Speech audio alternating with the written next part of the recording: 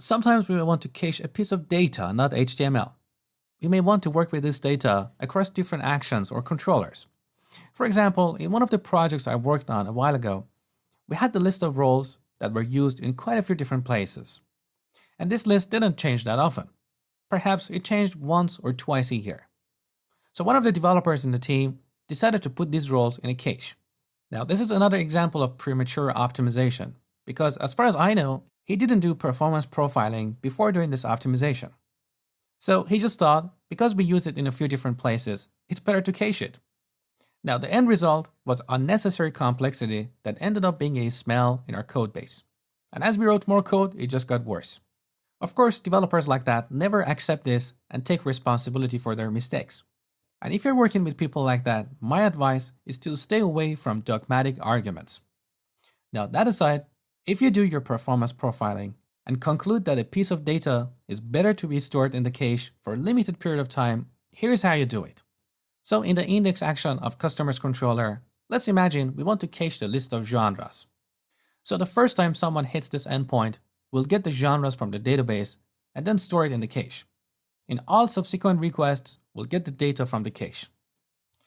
So if memory cache, this class is defined in a different assembly, so you need to add a reference to that. With ReSharper, it's pretty easy.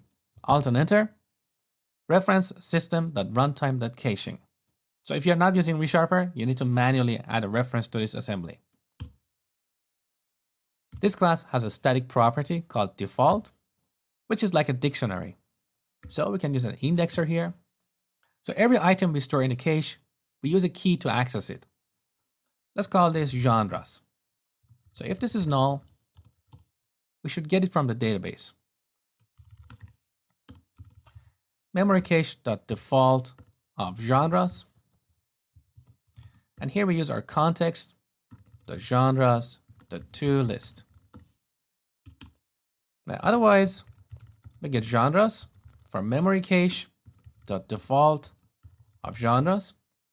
And note that this returns an object. So you need to cast it to an IEnumerable of genres.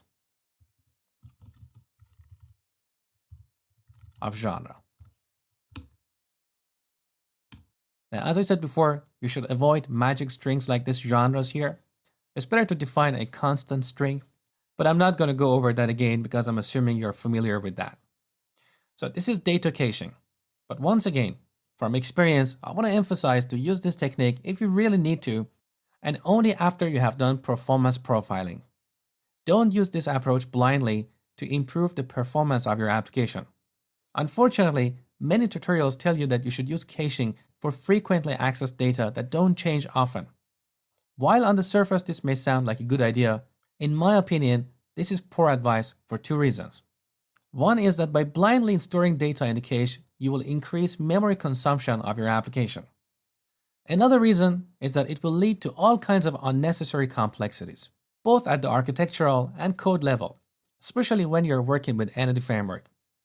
If in an action you're modifying data with Entity Framework and you want to reference some of the objects in the cache, you're going to run into all sorts of issues because those objects are not part of your DB context. So when you save changes, you're either going to get duplicate data in your database or exceptions thrown by Entity Framework. As a workaround, you have to attach those objects to your DB context, but once again, that itself can cause other issues. So to recap, use this approach after you have done your performance profiling, and also limit it to actions that are used for displaying data, not modifying it. Next, I'm going to talk about a common misconception about asynchronous operations.